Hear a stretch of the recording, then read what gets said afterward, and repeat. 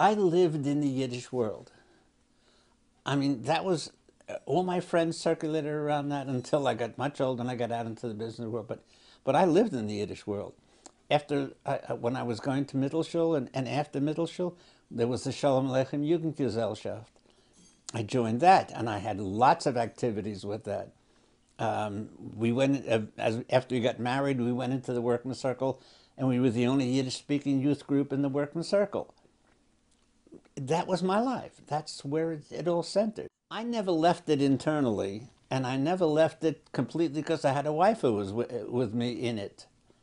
But I was in the business world, and I had to adapt to that and do whatever was necessary in that world, and I enjoyed it.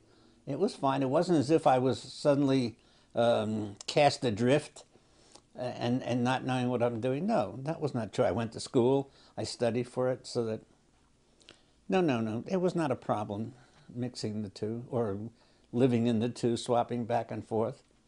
We swapped back and forth English and Yiddish, Chana and I.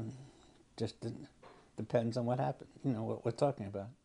And it wasn't until people started to die and move away where we didn't have a circle anymore. We were more alone. And unfortunately, there aren't too many people I can find that are interested in that. So, yes, as a kid, the Yiddish world was my world. And later on, I maintain it, but there's another world now around it.